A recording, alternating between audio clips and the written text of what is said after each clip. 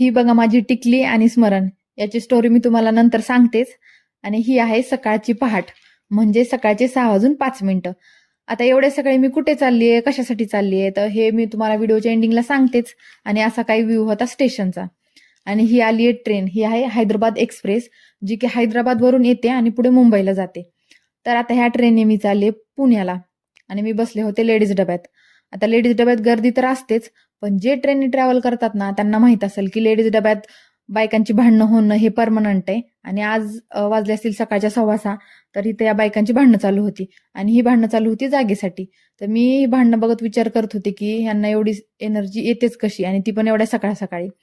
आणि हे सगळ्या गोष्टी बघत बघतच आलं होतं दौंड जंक्शन. आणि त्याच्यानंतर मी तुम्हाला दाखवते ज्या सीटवर मी बसले तिथे सुद्धा किती गर्दी येते. तुम्ही बघू शकता खाली पण लोक झोपलेले आहेत, साईडला पण बसलेले आहेत. तर ही कॉमनच गोष्ट आहे, एवढी गर्दी तर असतेच, एवढ्याच गर्दीत प्रवास करावा लागतो.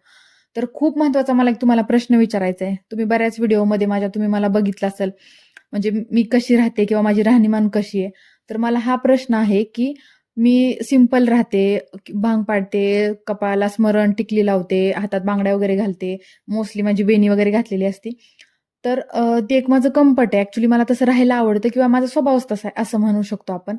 तर मी कधी कॉलेजमध्ये वगैरे गेल्यावर किंवा आता आज मी पुण्याला चालले तर मेट्रोमध्ये किंवा बाहेर कुठं सिटीमध्ये गेलं ना, तर माझा कॉन्फिडन्सच जातो. मला असं वाटतं की ह्या सगळ्या मुली आहेत ना, ह्या खूप स्टँडर्ड आहेत आणि ह्यांच्यात आपण नाही मिक्स होऊ शकत.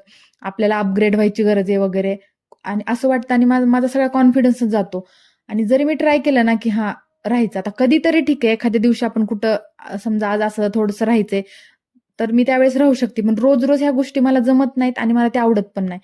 तर तुम्हाला काय वाटतं याबद्दल, की खरंच मला अपग्रेड व्हायची गरज आहे का जसं ॲज इट इज मी राहते तसं राहणं व्यवस्थित आहे माझ्यासाठी? तर प्लीज तुम्हाला याबद्दल काय वाटतं ना, नक्की कमेंटमध्ये सांगा.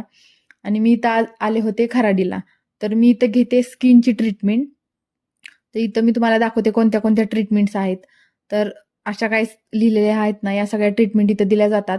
तर इथं मी घेते हेअर लेझर रिडक्शनची ट्रीटमेंट, ज्या ट्रीटमेंटमध्ये आपल्या बॉडीवरचे हेअर कमी केले जातात किंवा रिमूव्ह केले जातात.